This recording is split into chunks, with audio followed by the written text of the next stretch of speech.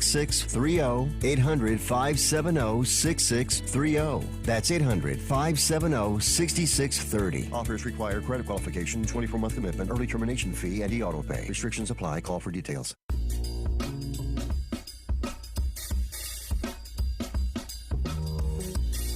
And it is now time for the Gut Check Project. You were here with your host, Ken Brown, MD. I'm Eric Rieger.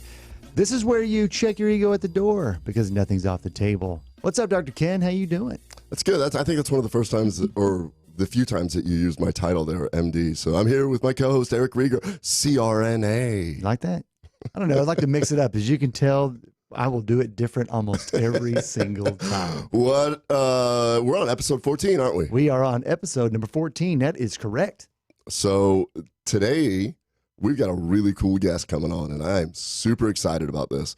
So one of the things that you and I have done, and we've got a lot of feedback from people that have been writing in, is that we bring guests on that we're trying to learn some stuff from. Correct. And I think that almost every single episode, I've become more knowledgeable. It has expanded my mind, and I think today is exactly where we need to be because we have somebody who's a great storyteller that's got some incredible experiences and just throws himself out there. And that's sort of how we're kind of doing everything right now. Yeah, if you're new to the Gut Check Project, I think that what you find that what Ken and I both want to do out of the guest is find a little bit about their journey that took them to where they are now, because life is a journey. You're going to find that you're going to be satisfied once you know more about yourself, and how else are you going to know what you want until you kind of explore a little bit more around you. So.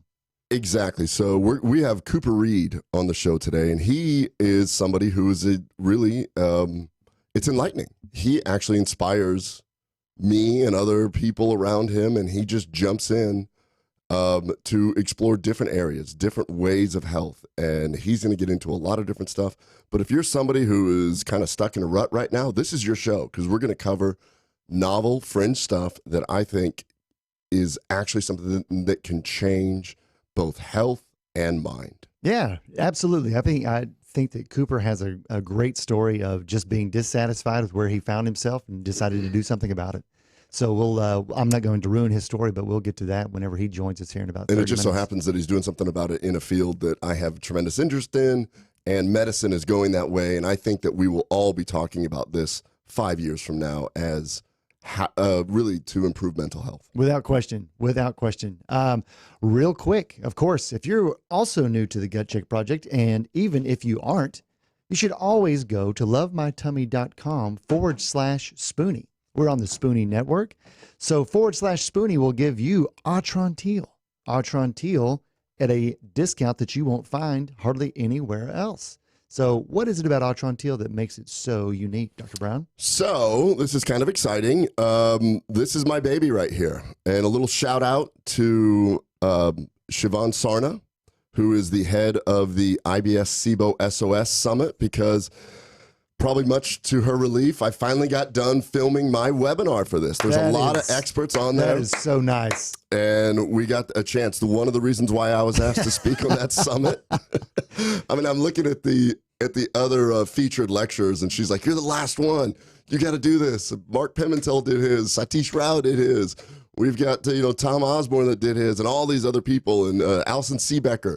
She's like, "You're holding up the whole show."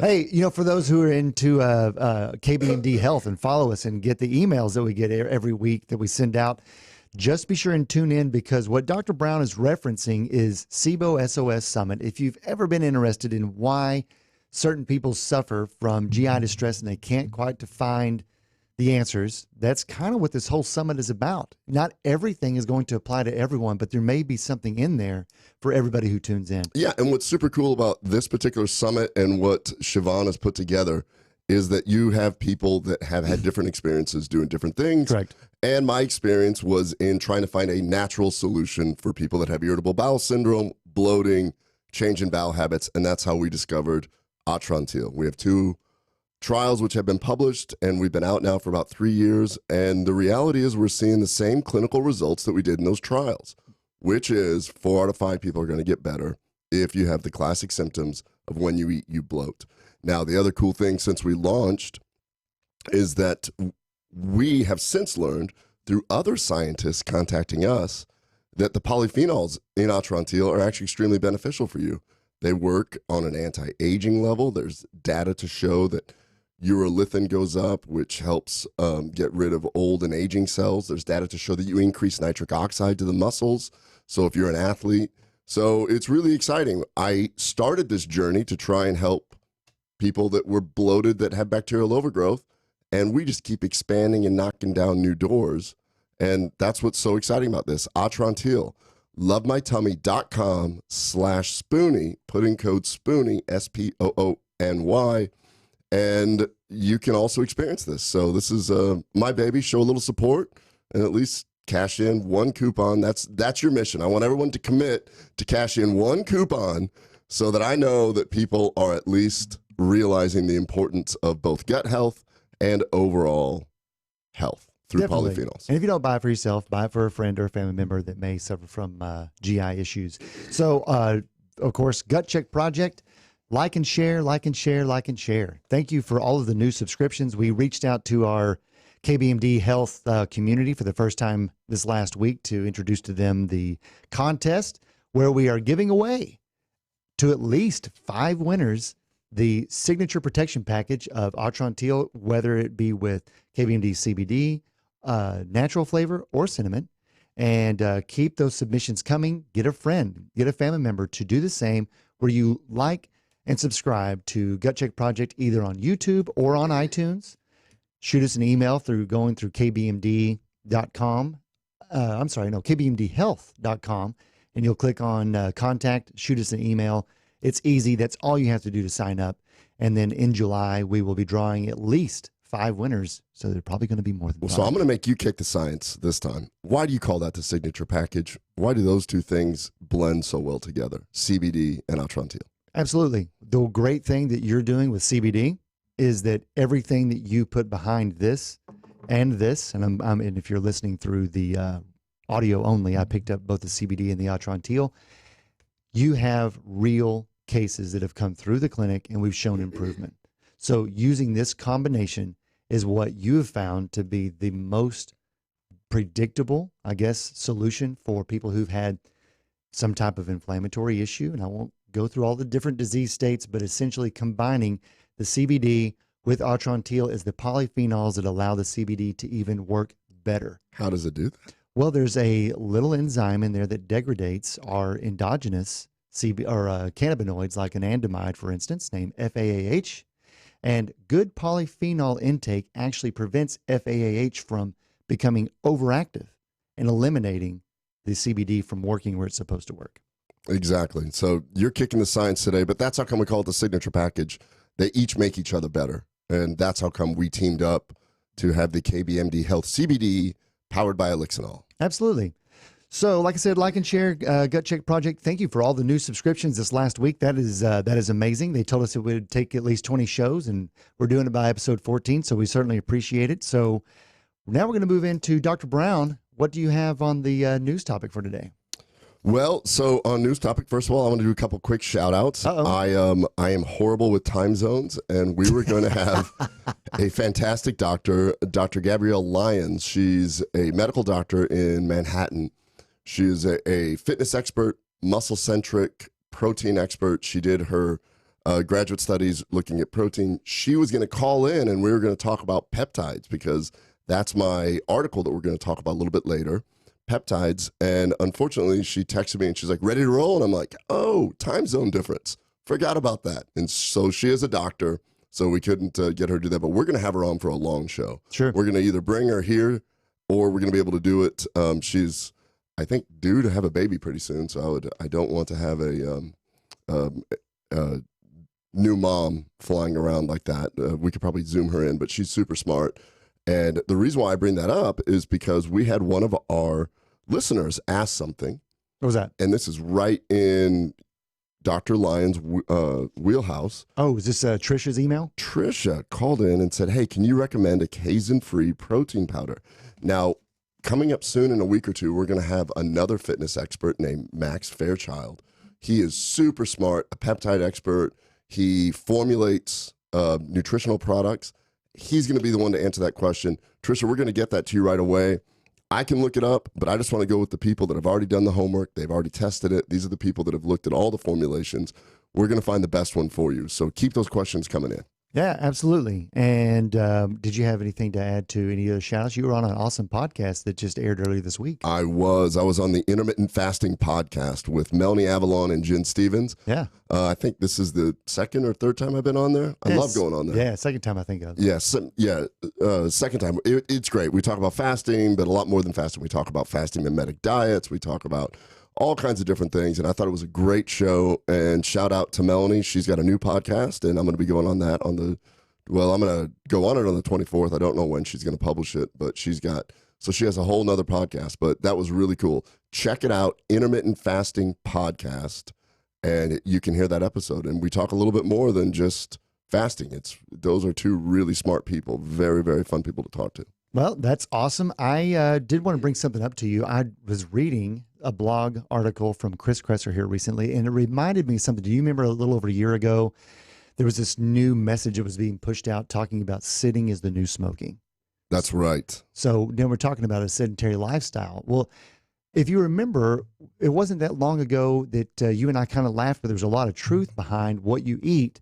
Oftentimes you can't necessarily out-exercise it. And it was someone said you can't outrun the fork. You can't outrun the fork. That's a shout out to somebody that we do have to have on the show at sometime named Todd Smith. He's a bodybuilder trainer out of Omaha, Nebraska. He owns supplement stores, and I heard him say that once, and I was like, I'm going to steal that. Sure. I'm going to use that. There's a lot of truth to that. You know, if you want to be healthy, a lot of it comes to what your food fuel source is. Is it healthy for you, and what does that translate to? So what Kresser was able to illustrate quite well is that if you're sitting for long periods in time throughout the day, you can't really out-exercise the damage that you're doing by sitting for this long. Say that again. So, and this came in a blog from Chris Kresser, who we know well and we love, and he's a great guy. He wrote a blog all about sitting then. Yes, he did, and he referenced a handful of studies that he put together. He does a great job of always aggregating different things that he's reading and pulling great information, making it easy for you to kind of consume, but essentially showed that even marathon runners, when they're not actively training. Now, there's other issues that may be going along with marathon running of long-term inflammation exposure anyhow, but that aside, they're actually at more risk, according to some of these articles that he has in there, for coronary artery disease because of the long periods of times that they're not training and that they're not running their marathons. They are sedentary, and that actually affects their metabolic rate from sitting. So then you begin to dive a little bit deeper, looking into sitting while working.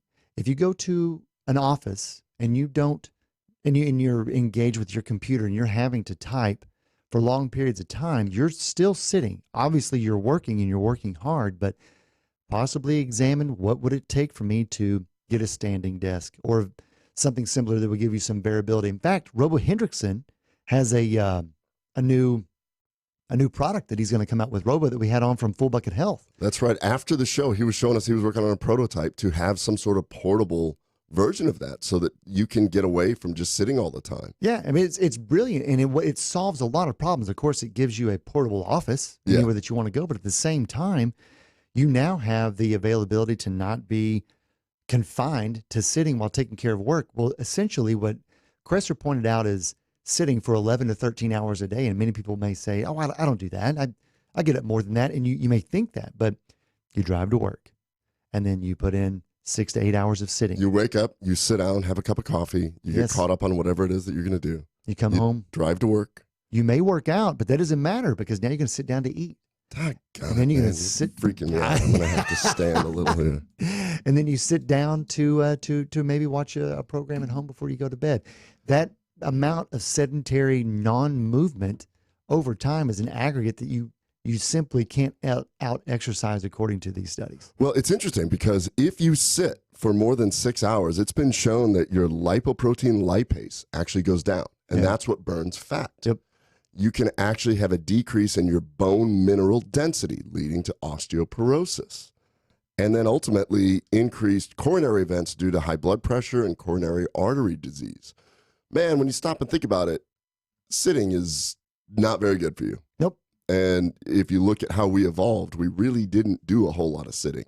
We were always kind of moving around. So let's come up with some ideas right now that we want everybody to at least try for the next week to sit there and do this. So when you're put a timer on your desk. Sure. Put a timer on your desk. Think about if you can elevate your desk a little bit. There's all kinds of different options out there for you to do it. If you're a teacher, and you feel like that you aren't engaging the students on a particular subject, maybe change the scenery. Have a walking meeting. Don't take the elevator if you can take some stairs. What else? Oh, I was just thinking that for the whole teaching thing, do you remember the meeting that we were at in Utah with Baby Bathwater? Uh-huh. And one of the moderators, before they even began, made everybody stand up and shout and jump around. Yes, I just do. to get the energy up. Right. And just to get everybody moving. And then that's how she said she starts all her podcasts like that. She makes her guests do that just to get them up and ready, which is really cool. So anytime you get up and do that, I think that elevating your desk, we walked around. I actually had a patient from Veridesk, the big company that does this. Sure. And we walked around my office and looked at different ways, different desks that we can do for the employees. And I asked everybody, would this be something you would like? And they were all unanimously really interested in that. And like Robo was talking about, he thought that it would be really difficult in the beginning, but suddenly he's standing for 8 hours doing all his work. No big deal at all. Yeah. No, that's definitely true. And don't you find that days that we end up having to pound away a lot of computer work compared to the days that we're doing a lot of scopes or you're doing a lot of clinic visits? I have more energy after doing all the movement throughout the day than I do when I'm once a month, twice a month. I just have to kind of pound out a lot of work on the computer. Those are the most draining days to me. And I really didn't move.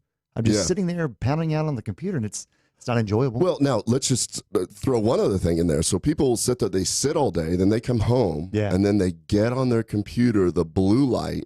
Now you're jacking up your circadian rhythm. Yeah. I mean, we're really trying to kill ourselves. Yeah. Like everything that we do in life right now is basically shortening our health time is really what it's doing. We're doing all these other things to try to correct it. But these are all easy life hacks that we can do. Get out, wake up. One of the greatest, depending on what time you wake up, I wake up really early so the sun isn't out, but one of the greatest things you can do to turn on your circadian rhythm is get up, go for a walk on an empty stomach with sunlight. You convert the vitamin D, you turn on your circadian rhythm, you're telling your brain, we're going to do this. And it does a couple quick things. Number one, you get your body moving, you get out, you get a little sunlight, and you're not waking up and immediately sitting down, which is what a lot of people do. And you know what? I try to do this. So I wake up every morning really early, and I make my coffee in the French press, and I got my little routine. And having a routine is pretty important. If you look at like a lot of people like Tony Robbins and these people that say Arnold Schwarzenegger, like really highly effective people, they all have a very specific morning routine. Sure. Tim Ferriss, Joe Rogan, all that. I will sit there and start drinking a little coffee and then working on the charts. I took it one step further and I got a vibration plate and I tried to stand on it and actually do my charts. I'm like, oh, I'm hacking this. I'm not sitting. Well, as it turns out, it's really hard to do computer work when your vision's vibrating like crazy at 32 oscillations per second or whatever it is. So yeah, I've noticed in those vibration plates are kind of interesting, but if you lock your knees out, man, that really affects my little skinny legs. It just takes that vibration straight up to my eyeballs and I can't hardly see much of anything. Yeah. So just simple little hacks. That's something that what we're going to talk about in the next half hour is going to be another hack. I was listening to one of the greatest biohackers of all time, Ben Greenfield. Uh-huh. He talks about vibration plates. He talks about getting out there. He talks about getting some sun. They were talking about peptides, which is really what I wanted to have Max Fairchild on, and he's going to come back on here in a few weeks to talk about peptides. And that is another little hack. These are all things that you can do that aren't that difficult to really make a big difference in your life and offset some of this stuff. So if you're sitting there stuck in traffic, or if you're sitting in your cubicle and every time you stand up, your boss says, sit down, or your teacher says, sit down, there's ways to get around it. Just make sure that when you have it under your control, you can do all kinds of stuff. We're going to be talking with Cooper about different ways to engage with nature also. Oh, yeah. That's another little way to get your brain stimulated, to get your circadian rhythm in check and all that. Definitely. And these are things that if you're a member of KBMD Health here pretty soon, Dr. Brown we're coming up with a system where we can start putting together some of these small tips that we're finding out, basically just amassing these studies and how you can take these into a practical life. I mean, if you're just hearing this going, man, I work at X, Y, and Z, I understand it's tough. It's tough to make a change. But what we want to do is see if we can't help people find easy modifiers to make those changes meaningful to you. And a little teaser, maybe have it delivered straight to your home. Maybe have it delivered straight to your home. There might be a little bit of news coming out about that over the weekend. So if you are on kbmdhealth.com and a member of KBMD Health, look no later than this Sunday, maybe before, but probably no later than this Sunday. We've got a really, really, really cool announcement on something you've been working on for well over a year. Well over a year with some really smart people out there.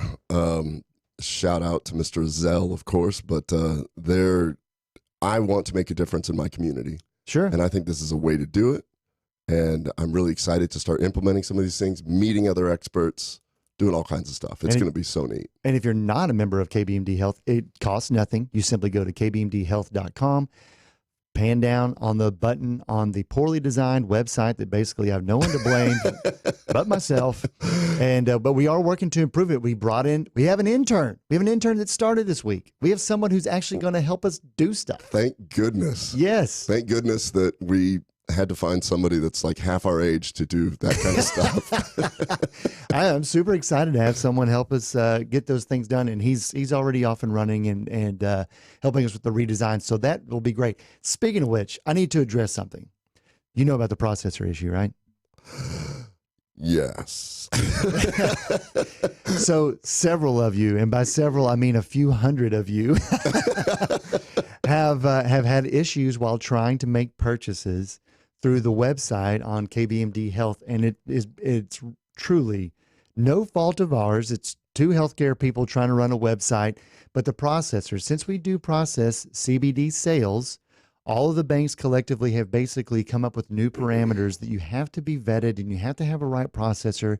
They're basically trying to prevent fraud. So for every reputable business, there's about 20 that just aren't, and they're trying to weed them out. So it's inconvenient for us, but we're getting through it. And I've been kind of forced to handle it in the evening, some phone calls from some folks so that we can do some manual transactions. Not a big deal though.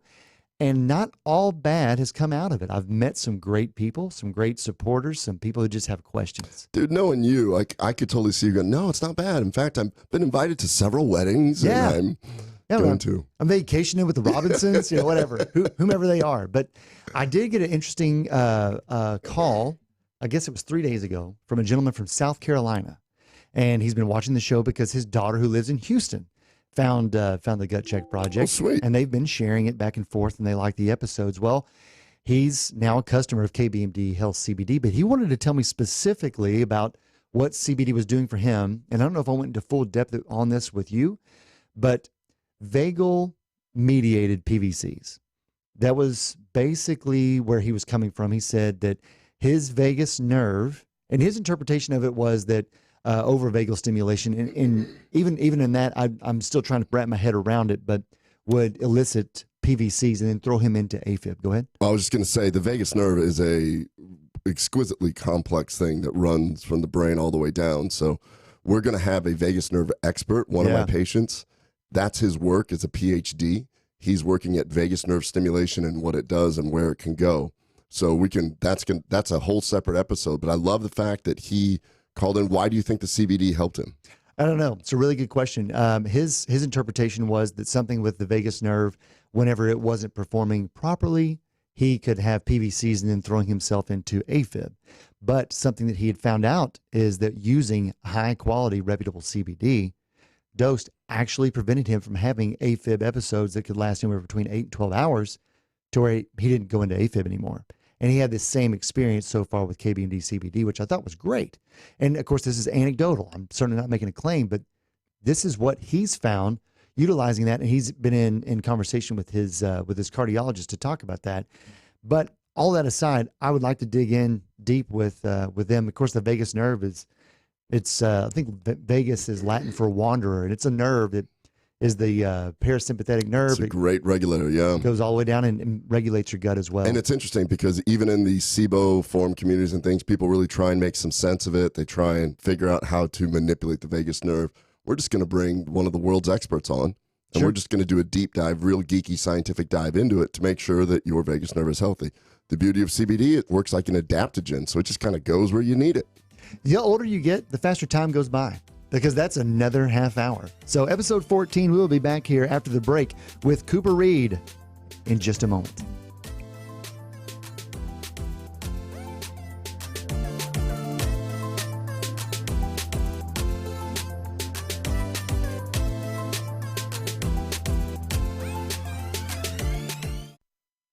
Why have thousands of aspiring authors teamed up with Christian Faith Publishing to publish their book? Because Christian Faith Publishing is an author-friendly publisher who understands that your labor is more than just a book. We provide authors freedom and flexibility throughout the publishing process, professional book editing, award-winning design, and some of the highest royalty structures in the publishing industry. And as always, you will retain 100% of the rights to your book. I was looking to find a company that I could trust, one that assisted in the editing process completely. The most important qualities that I was looking for was a publisher who was honest and upfront, no hidden costs or fees, and owning the rights to my own work. Christian Faith Publishing will publish, market, and sell your books in all major bookstores, online booksellers, as well as specialty Christian bookstores. Call for your free author submission kit. 800-978-4812. 800-978-4812. 800-978-4812. That's 800-978-4812. Never Forgotten Apparel is more than just a premium women's and men's clothing line. It's a movement to remind us to wear American-made and serve those who serve us. Our heroes. Never Forgotten Apparel gives 20% of their total sales to nonprofits that support homeless veterans and off-duty firefighters, and 50% to individual veterans and firefighters in need nationwide. Check out neverforgottenapparel.com. Use promo code MATT, M-A-T-T, and get 15% off your purchase. Dr. Ken Brown here, host of Gut Check Project with my co-host Eric Rieger. I've seen in my practice that Atrantil is a whole lot more than just a bloating product. Yes, it does a whole lot more than just fix bloating because of the polyphenols that you find in Atrantil. What are some of the things that these polyphenols do, Eric? These polyphenols can help you have more energy, and polyphenols are great for athletes. It sounds like it's going to help a whole lot more people than just bloating. Go to lovemytummy.com/Spoony.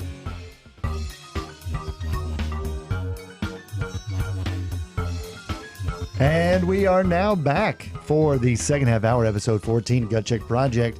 I am now joined on my right by Mr. Cooper Reed, digital entrepreneur and social entrepreneur. How you doing, Cooper? Doing very well, guys. I'm happy to be here. So you're also a MAPS advocate as well as the, I'm going to screw this name up, Zendo Project volunteer, correct? Absolutely, yeah. Zendo Project and MAPS organization, the Multidisciplinary Association for Psychedelic Studies. Oh, yeah. Yeah, I'm an advocate for that, kind of push that. But really, I'm a volunteer for Zendo Project, yeah. Well, what is Zendo Project? Zendo Project is a project that's underneath the MAPS organization. They set up yurts in music festivals all around the world. And they kind of hold a space for people that are having difficult psychedelic experiences at these music festivals. This is going to be a great episode. I just see story after story. One of the reasons why I wanted to have you on so bad is because I really do. We've actually interviewed Dennis McKenna, who is a godfather in psilocybin. There are, in my world, there are now FDA studies going on where they're looking at psilocybin for different things.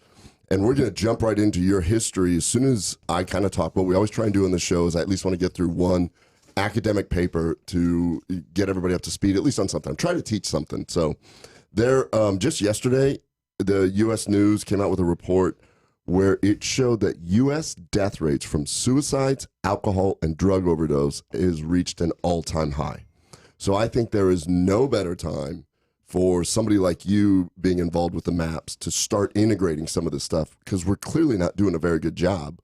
We're committing suicide more often. We're dying from opioids and all this. So what I wanted to get into on the fringe a little bit is something called peptides. So I am not an expert in peptides. Max Fairchild is, Gabrielle Lyons is, that we were talking about. But so I'm trying to teach myself a little bit about this. And so I found an article on a peptide called BPC-157. So BPC-157 is a peptide chain consisting of 15 amino acids. So peptides are just very specific amino acids. Mm-hmm. And Ben Greenfield was talking that when does a peptide become a protein? Protein, yeah. Yeah, and there's there's really, the experts in this can say, well, it gets really weird because growth hormone is still considered a peptide, but it's really big. It's a really big peptide. So think of that. It's just very specific amino acids put together.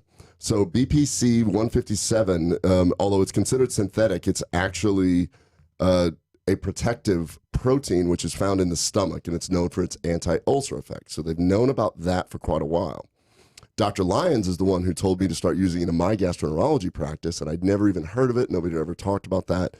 So I'm super excited that I'm now getting into this aspect. So researchers have conducted numerous rodent studies that show that it does have protective effects, but it also seems to extend beyond the stomach and intestinal tract. So BPC 157 has been shown to benefit ulcer healing in the stomach, intestinal damage, such as fistulas, and inflammatory disorders. But there is some anecdotal evidence to show that bone and joint healing also takes place. What I really wanted to get into is, in my practice, I talk about the brain-gut axis all the time. So I found an article, researchers out of Croatia have done rodent studies looking at the influences on the brain-gut axis. And this actually comes from 2016. And what they did is they looked at BPC 157, and over a very long period of time, they tried to show how not only is it protective in the stomach, but it is very useful as a peptide in other areas of the body, specifically the brain. And it was funny because their thought on this was the first, I didn't even think about this. When we talk about the brain-gut axis, the first one to actually show that was Pavlov, the Pavlovian response. Yeah, sure.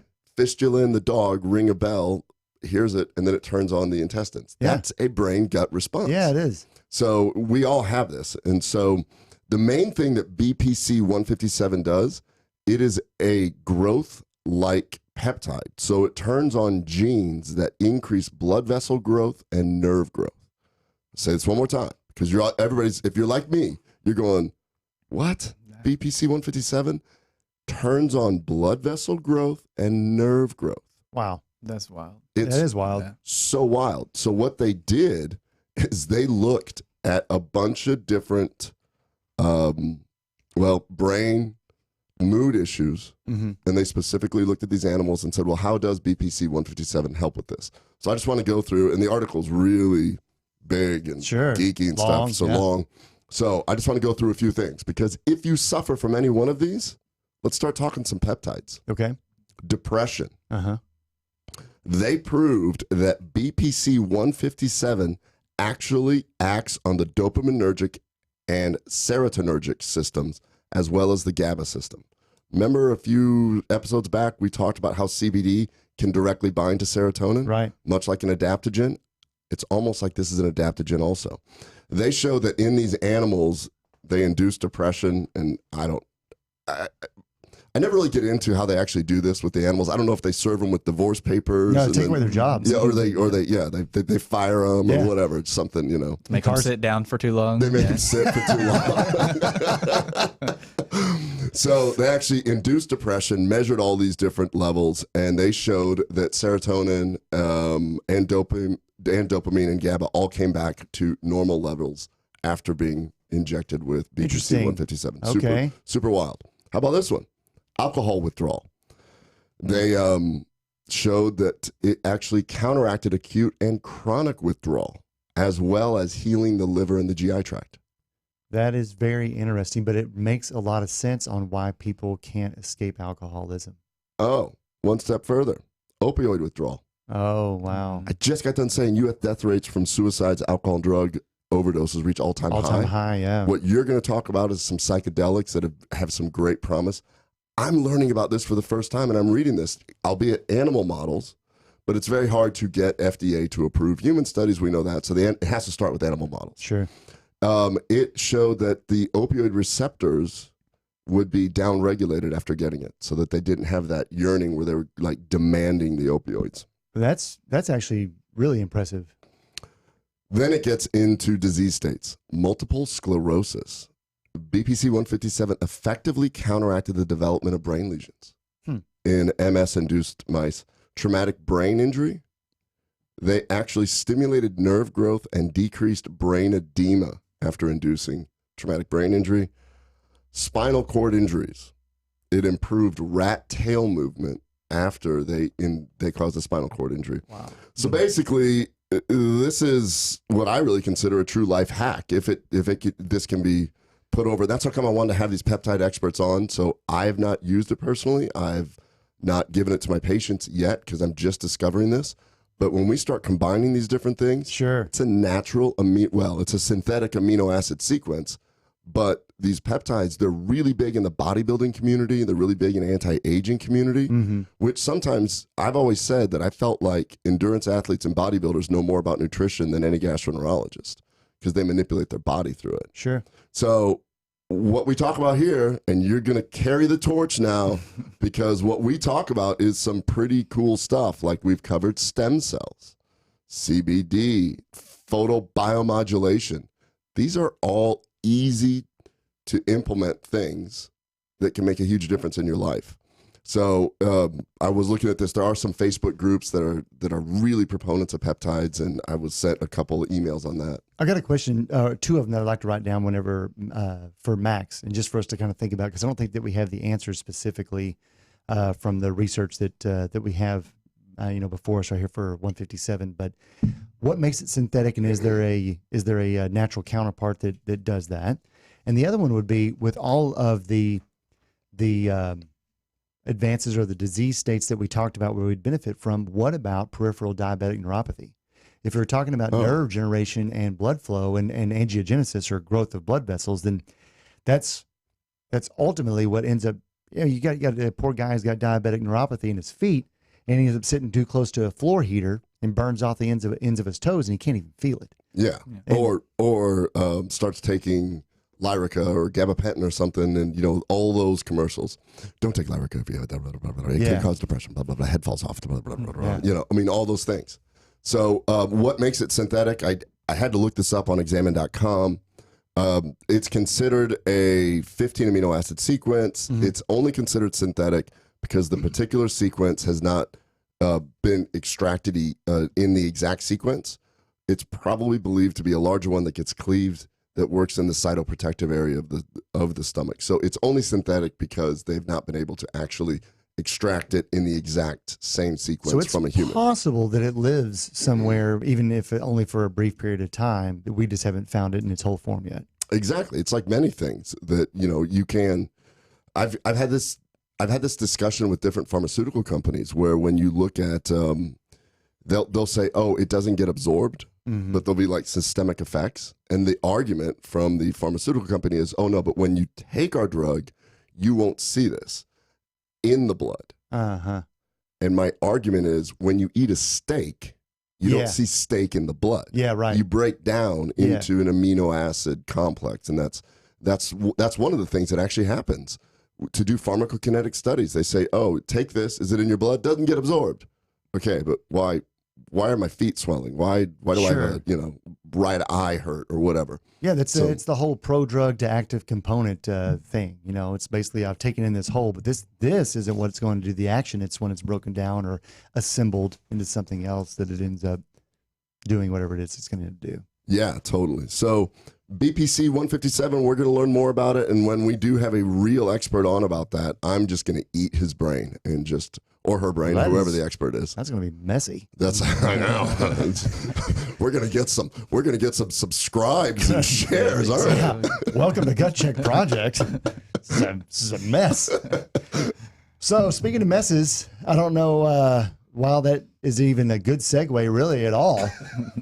So I figured that we should go ahead and reconnoiter here and go ahead and reintroduce Cooper Reed. Like I said, he is a digital and social entrepreneur now, but you found your way there in a completely different career path than where we probably may have crossed paths earlier before, but didn't really get to know each other, right? Right, absolutely. Yeah. So born here in Texas? I was born here in Texas, small town. Grew up in Paradise, Texas, tiny little, I don't even know if there's a dot for Paradise, but it's out in the middle of nowhere here in North Texas. Yeah. Sure. And then where did you find yourself after you left Paradise? So I after I left Paradise, I went traveling around for, I played a year of college baseball at Texas Wesleyan University. And, then I went into Denton and got really into the arts after my baseball career was kind of over. From there, I decided I wanted to go into performing arts. So I went to Dallas, got a degree in performing arts. And then from there, I got an opportunity to move up to Chicago, studying comedy. Really? Second City and Improv Olympic up there. That's awesome. I didn't even know that. Because what I'm really interested in is we're going to spend the whole show talking about your life. I just wanted one of those comedy cards so I could just say offensive stuff and just blame it on my comedy card. Yeah, Eric and I actually looked into this. You can actually join the Professional Comedy Association. It's much easier to get into than the Actors Guild. You send like $25, you get a card. So I always just wanted to do that whenever I offend anybody. I'm just like working on my set. Yeah, right. That's it. I'm a pro. I don't mean it. It's just a joke. Yeah, it's just a joke. I'm just kidding, guys. It's just material. But anyways, from there, I became a father and came back to Texas, and I had to get a real job and quit bartending and doing comedy stuff on the weekends. I got into surgery technology. Became certified surgical tech, and started my career in Denton, and then moved to back home in Wise County, Decatur, Texas, at Wise Regional. There, I'm specializing in neuro, spines and brains and orthopedics. Well, look at that. Orthopedics. So he worked with one of our former guests, right? Would that be Dr. Wade McKenna, our stem cell expert? Yes, I absolutely worked with McKenna. Several cases. Yeah. I have so many fond memories of working with that guy. He's so good, so talented at what he does, and then his ongoing research and education for himself and just what he does is just awesome. I'm a big fan of Wade McKenna. I'd like to give him a shout out at some point. Say hello. Cooper Reed said hi. We're actually huge fans. Also, when he came on the show, I thought that was one of the coolest. If you haven't had a chance, look at that episode. I don't know. Whatever number it is. Stem cells. Yeah. There is something that you need to look at. Did you ever assist him in any of the stem cells, or did you only just do the open cutting stuff? I was doing the open cutting stuff, and then he would get in and then he would spin the plasma and stuff and re-administer that, once closing was done to help with the healing and things like, stuff like that afterwards. He was doing the NOR PRP. PRP, He had his own centrifuge, and he usually had one or two dedicated people there that were it was basically a mini lab. In the OR. Right in the middle of the OR. Yeah, just spinning it, while we were doing the case, we'd be spinning the PRP and separating all of that. And then at the end of it, it was, the assist job or whoever was helping, close.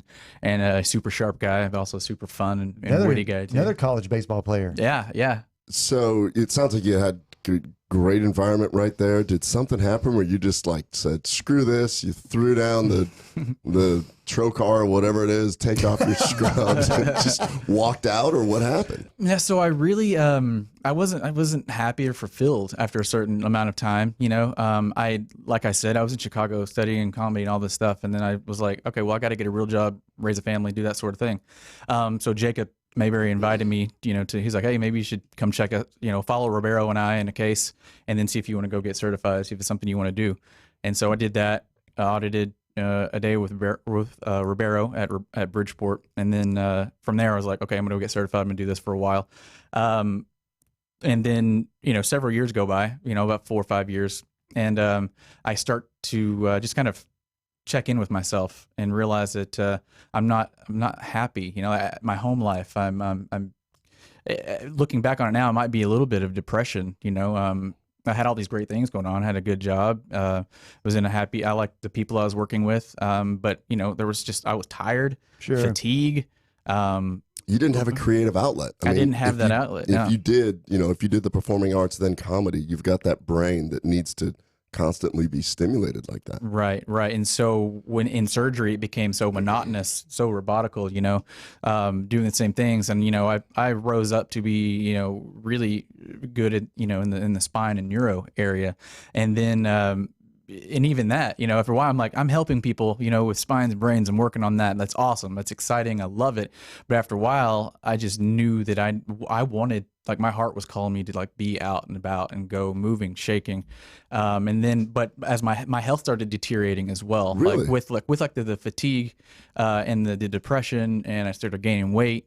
And really it was the unhappiness with the weight and all, not really unhappiness with the weight, but just the not being fulfilled and being unhappy, plus the weight gain. I had to really check in with myself and figure out what was going on there. So I started taking steps to get healthy. So let's look at that. How do you think that you ended up becoming unhealthy in that environment? Because unfortunately, we see a lot of people in healthcare, and I think there's a lot of reasons for it. It's the hours, it's the stress, the shift work, all different kinds of things. So our healthcare providers sometimes are sacrificing themselves without even realizing it to try to help other people. How do you think that process happened with you? I mean, I agree. I think that's what it was, like the long hours, it's physical work. You're on your feet, 8, 12 hours a day. That's a good thing though. No, that's a great thing to be moving. But once, the long hours and just, exertion with the mental exertion as well, and the emotional, you're working with people, you're trying to save lives here, and so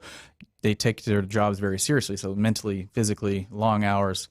I will say though, but you say that standing in one spot, whenever you're working as the technician, you're oftentimes, especially in a difficult case, you're holding a pose for a very, very long time while something's being articulated, something's being cut out, and you really are sacrificing a lot. You get aches, pains, etc. You can probably absolutely, just this holding these, positions forever. Yeah, and then you want to move. So I'm just thinking back when I was a med student where we had to do that. Yeah. And I remember at University of Nebraska, we were doing a gunshot wound at like 2 a.m. and you're holding these retractors and you start getting fatigued, start shaking, surgeon starts yelling at you. She's like, quit moving the field. You're like, not trying. Yeah. It's 3 a.m. You get a little bead of sweat that's just barely rolling down. I hope it's not going to fall into the sterile field, there's all kinds of stresses and that going on. Yeah, for sure. But I think that, so over a long period of time, I think that weighed a lot on me, just with the stress that goes on with that environment. And then just not being out and being active as much and being indoors. So putting in those hours, and you and I've kind of hit on this in the past, but what was your interpretation of maybe this is an institution of health that I'm in, but make no mistake, it's an institution and it's an industry. What did you think about the hospital industry where you're supposed to be delivering health, and then maybe some of the execution of some of that as it rolled out? Right, and that's where so morally, I saw some things that didn't sit well with me, being in that industry, right? Sure. I saw that you have the patient that becomes like kind of just someone that's there in the middle, right? And you have, for me, in a lot of cases, you would have the insurance companies, and the doctors kind of going back and forth. And it becomes more of like a number, the patient becomes maybe a number versus like, hey, let's really figure out what's going on here, rather than like walking in and being like, okay, who's insurance? What's the insurance here? And so that for me is like, it was one of the minor things, but it was one of the things that caught my attention, that like it's where the healthcare system is for me is like, it needs to be more focused on, like the patient and patient health and the patient well-being, rather than worrying about the money parts and the insurances. And I know that all plays a very important role in it all, for sure. But it just kind of seemed like the patient was kind of being put to the wayside, and just and so that was for me one of the indicators. Like, I don't know if I want to stay in this, and make it a career. Well, I know that the three orthos that you referenced, Ribeiro, McKenna, and Havronic, they all were incredible patient advocates. Absolutely. Oh, that's awesome. And so it's the hard part I've seen them struggle with it too. It's like, how can I deliver this service? And Ken, this, a lot of times it's not even, can I do this without insurance? It's, do I even have a place to allow this? You tried to do a charity case here recently and almost got blocked when you're trying to give up your time. And that kind of stuff gets in the way when you're like, look, I'm just trying to provide a service who needs it. And we've got others who are able to basically burden that load. Yeah, unfortunately, it's super complex, and Absolutely. We have developed a system that is an organism that feeds on itself. We have developed a system where, well, like Chris Kresser talks about all the time, we are trying to fix the end organ thing and then people have figured out how to make a profit on it. Right. And I remember listening to Peter Adia talk one time where he was a cardiothoracic surgeon, I think, because he really felt like he was at the bottom of the hospital and people were lobbing eggs and he was just trying to catch the eggs. He's like, why don't we quit throwing the eggs out the window? How about that? And that's kind of what you're getting at, where your mind, I can see that you are very in tune to your feelings, nature and everything. And that's really cool that you took a step back and went, wait a minute, this is not for me. Right. And I'm not going to be able to solve it. So Sure. you're not going to go into hospital administration or Yeah. politics. So You know, I was working. I was editing blogs for a guy who's really into sustainability named Rob Greenfield, and when I was working with him, I was like, man, how do we I would love to try to take on the medical industry and just the waste that they produce and everything like that. So I've had the ambition, and the thought, how can this happen? But then again, it's such a huge. There's so many things that are going on with it. But yeah, it's something that I can't solve. But I took a step back and said, well, this I would love. I know what's going on, but I'm gonna take a step back and do what's best for me. And so that led to me. I did take one last hurrah as a travel surgical tech. Went travel and took some contracts, out of state, to kind of see where my mind was on that. And then went, it's not just Wise County. It's not just, this is a the whole nationwide thing. problem. Yeah. Was there a straw, a proverbial straw that kind of was like, you know what, this is the part that is just non-negotiable for me, or was it just kind of everything together? It kind of, it all kind of came together, and it was where I was in life, and it just kind of felt like a time to move on. Yeah, I love the people that I work with, and I enjoyed my time doing that. But at the same time, I was ready for more. I wanted to be fulfilled. I needed challenge. How old is your son at this time? So I have a daughter. She's 8 right now. So back then, whenever I stopped all this, she was 5, 6 years old. Yeah. Guts. Yeah, really. And so I imagine that you left there for a much more lucrative investment banking type thing where you just moved to Manhattan. What did you do? So quite the opposite.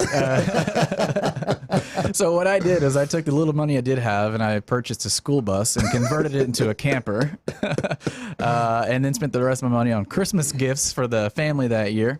And then, converted that school bus into a camper and went roaming around in the mountains of New Mexico and a little bit of Colorado. And no plan, really, other than I wanted to get into travel. I'm like, now's the time to do it. I want to figure out a way to make a living, traveling. So what do? I get the school bus converted, and I start inviting people on these adventures up the mountains to kind of hey, I'll take you on an adventure, pay for the gas, give me a little extra, and I'll show you a great time. I have connections in New Mexico and Colorado and, various other places in Texas. So that was my first kind of entrepreneurial thing. How would people find you?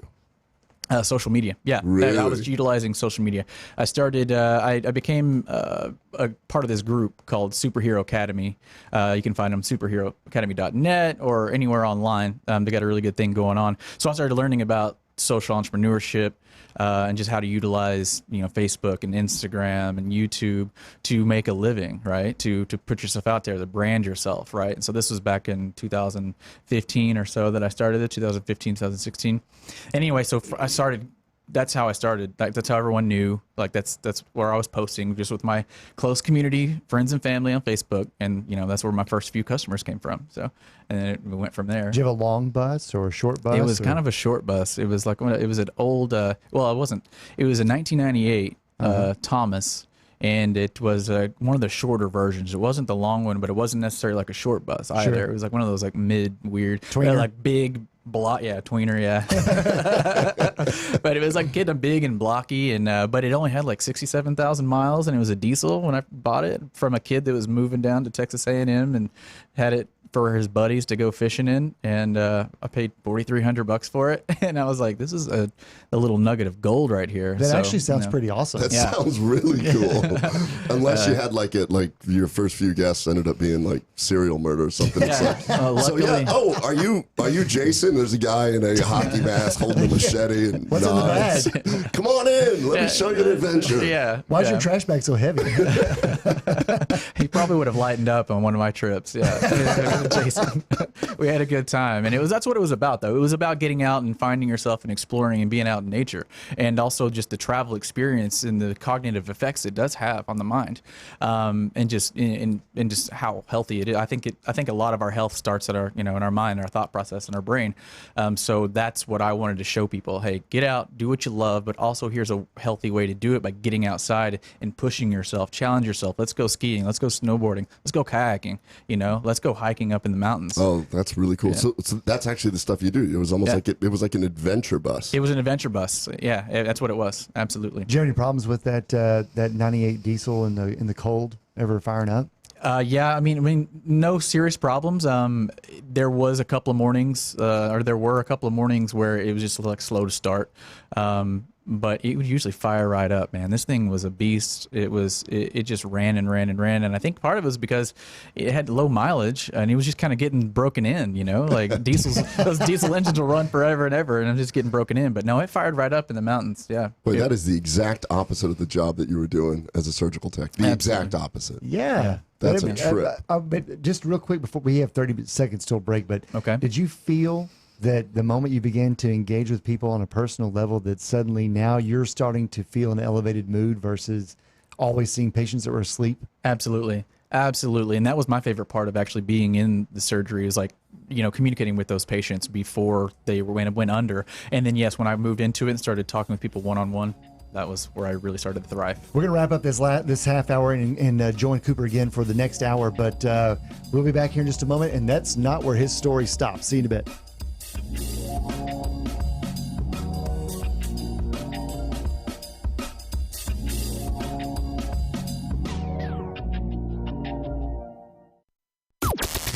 This is the only 24-hour take-anywhere platform dedicated to food and fun. We're Spoony. News this hour from townhall.com. I'm Rich Thomason. The House Intelligence Committee issuing subpoenas for former National Security Advisor Michael Flynn and former Trump Deputy Campaign Manager Rick Gates. It's part of the committee's ongoing investigation of counterintelligence issues raised by the Mueller report. Committee Chairman Adam Schiff says the two have refused to cooperate fully. The subpoenas demand that the two submit documents by June 26th and appear for testimony on July 10th. Both Flynn and Gates are cooperating with prosecutors in ongoing investigations. Both have entered guilty pleas to various crimes connected to the Russian interference in the 2016 elections, but have yet to be sentenced. Capitol Hill correspondent Wally Hines. Amid heightened tension in the Persian Gulf region, 2 oil tankers have apparently been attacked in the Gulf of Oman. The 2 vessels reportedly sent out SOS signals, and their crews were evacuated. Who might have carried out these attacks and how is not yet clear. But this has happened in shipping lanes that carry a significant amount of the world's oil supplies and at a time of high tension in the region.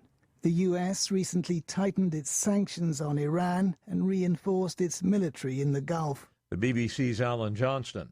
President Trump says there's no harm in listening. That's what he tells ABC's George Stephanopoulos, who asked the president whether he would accept campaign dirt against a political rival from a foreign source. If somebody called from a country, Norway, we have information on your opponent. Oh, I think I'd want to hear it. Mr. Trump insists that simply listening to the information would not constitute outside interference in a U.S. election. Stocks are higher on Wall Street this hour. The Dow is up about 94 points. The NASDAQ ahead 51. The S&P 500 index up 12 points. More on these stories at townhall.com. Are you tired of high cable TV rates? Sign up for Dish today and get a $500 bonus offer while supplies last. Plus, lock in your price for 2 years guaranteed. Call All American Dish, your Dish authorized retailer now. 800-570-6630. 800-570-6630. That's 800-570-6630. Offers require credit qualification, 24-month commitment, early termination fee, and e-auto pay. Restrictions apply. Call for details. If you're trying to quit drinking or doing too many drugs, listen to me. You don't know me and we'll never meet. I had a problem like you once. I drank and used to party a little too much till it got out of control and almost ruined my life.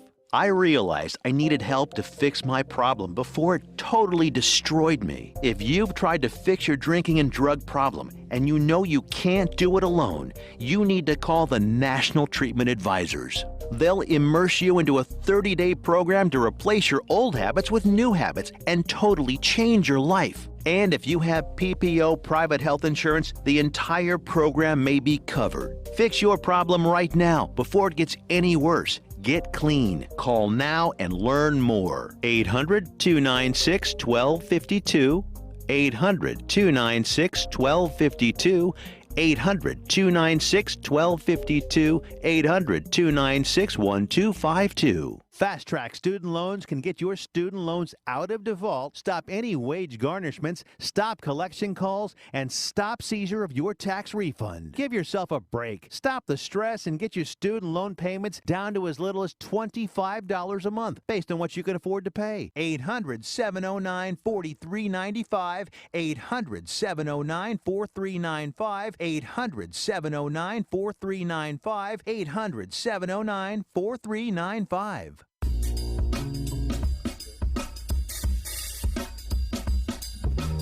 And we're back for hour number 2, episode 14, Gut Check Project. Check your ego at the door. Nothing's off the table. We're joined today by Cooper Reed, digital and social entrepreneur, and, of course, a MAPS advocate and a volunteer for the Zendo Project. We will get to that in just a moment, but let's touch base again in case you've forgotten.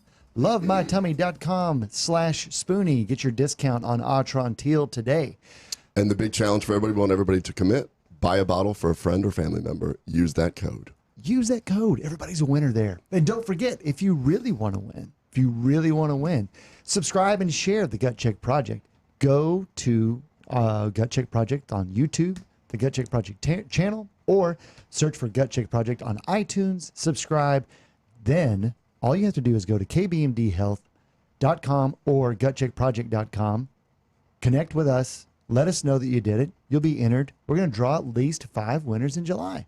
That's it. 5 winners, and what are they going to get? They're going to get the Signature Protection Package, which is Atrantil and KBMD CBD 1 month supply, no cost to you. Enter as many times as you want, but of course, we'll just see what happens. How many ever times you can subscribe. So, but we'll go that route. If you're new to Gut Check Project, we are hosted on the Spoony Network, and there's an amazing array of shows out there that Dr. Brown and I both have tried to take in as many episodes as we can. Everything from Family Meal with Chef Mark Conway to No Butts Too Big. That's just with 1 T. That's with Elisa Shakespeare. And of course, the great Chef Patrick Mosher is on this channel also. So tune in to the Spoony Network. If you ever want to learn a little bit about food, it's not just Gut Check Project on here talking about new innovations in health and new approaches.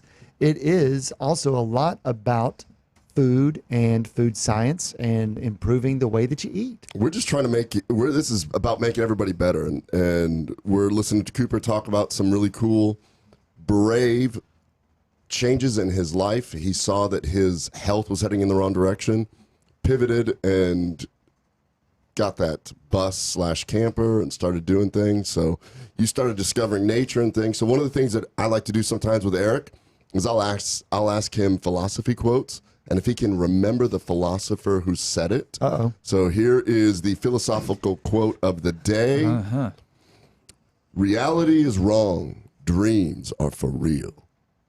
Reality is wrong. Dreams are for. That was what Tupac? That is Tupac. Tupac said that. That is nice. Hey, Nice. Tupac was a philosopher, man. Like he like say what you want about it, but I know a lot of people love him. But man, he's got some content. He's got some context. Look at that. New to the game, went straight to the hip hop repertoire. That is nice, Cooper.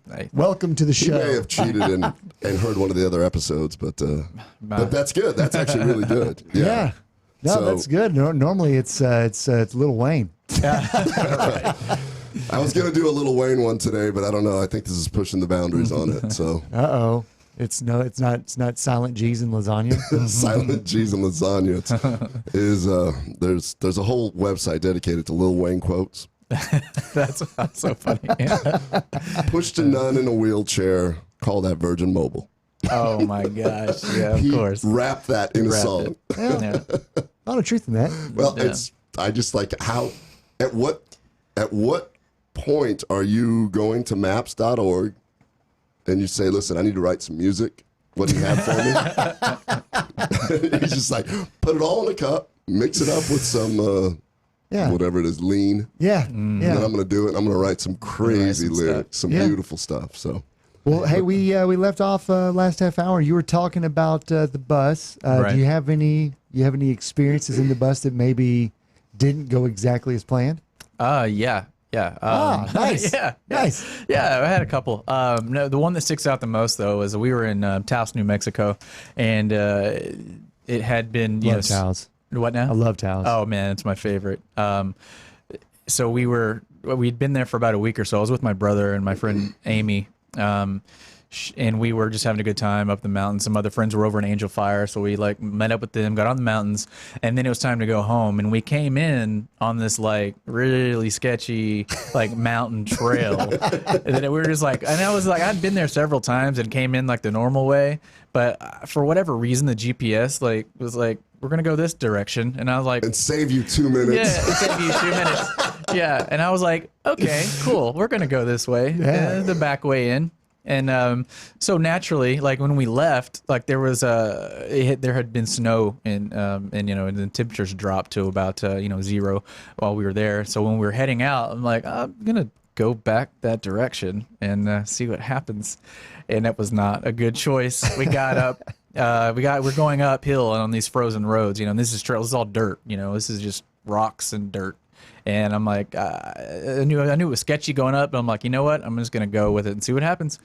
And we start sliding, and I can't get it under control. I'm trying to press the brakes at one point. We're just kind of on this incline. Did you have air brakes on this bus? I don't even know, honestly. I have no idea. They were actually Flintstone brakes. Everyone had to put our feet down through the floorboard. Your toes getting really cold. Yeah. We were just sliding and back. We kind of were going off of the mountain side a little bit. It wasn't like a steep drop off, but it would have been something that I could not have gotten out of. So I tried to like steer it back, and as I was sliding backwards, I turned the wheel and got it like just perpendicular with the road, and then tried to pull out. But even turning and trying to get out of it, it just made the situation even more, and I ended up going into the bank of the road. What is everyone saying on the bus? And everyone, after a lot of silence, it was like straight silence for a long, and then you have the hum of the engine going, and everyone just quiet, like what, like why did you take us this route? Like we understand you're about adventure, but like this is not for us. And like I said, my brother is just back there shaking his head, like I don't know how we're gonna get out of this. Your brother's probably looking at that being like, I don't understand how you got insured for this travel thing. Insurance? We don't need insurance where we're going. Exactly. No, let's just go. Anyway, so we go into the bank, and the nose of the bus is stuck into the side of the road and the snow and all that. So we had to get the city officials or the rangers. I think that the park rangers showed up, and this big old snow plow monster truck looking thing comes out, and they tie a chain on and yank us out and get us going back the opposite direction, back to the safe road. Did they trail you just to make sure you made it down? Yeah, they did. They did nice. Because the rest. Luckily though, it was all like downhill, so it was just kind of easy cruise down. But that was a sketchy moment because like we almost went off the mountain on the backside, then we crashed into the bank on the other side. So when you were following this snowcat thing, did it have a bumper sticker that said, if you can read this, you're an idiot? Might as well. I was just I don't know, man. It was just like, I'm gonna try it, I'm gonna go with it. But see, you know what I love about that stuff I would not do.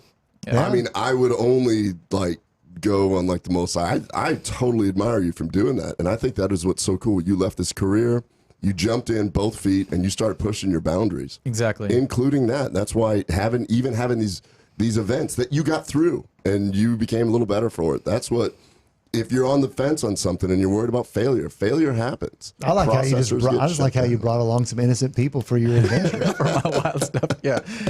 They're great friends, and they're friends. I don't know why, but they came with me, and they all lived a story. Tell their own versions of the story. So, that's what I'm about. Experiences, right? I would love to hear their versions. Like everybody's screaming. He's just got quiet in his head. He's just meditating. It's calm. He just pulled a curtain behind him and told us to sit down. Yeah, that's awesome. Yeah. But that was kind of the most sketchy moment, being on the side of that mountain, not being able to get up and get out of there. But other than that, though, it was a lot of fun. So after that, I know that you had the bus, New Mexico and Colorado. Mm-hmm.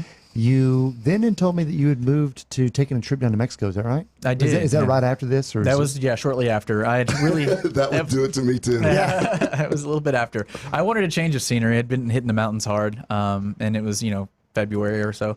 I was like, oh, something tropical sounds nice right now. And I had the freedom. I created the amount of freedom from, I downsized a whole lot in the process of moving careers and changing careers. Sure. Went minimal, kind of, like downsized from a house to like a spare bedroom and a bus.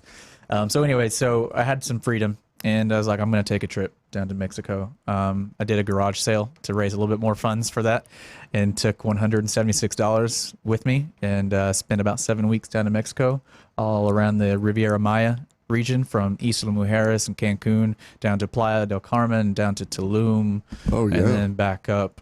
Yeah. And just on that money? Just on that money. Holy Just on that money. Now, I had a savings account, and so I bought a one-way ticket for $82 when I went down there. And so I didn't buy a returning ticket back until several weeks into that trip, but I had savings account for that plane ticket back. But I just went with $176 cash, and that's all I used.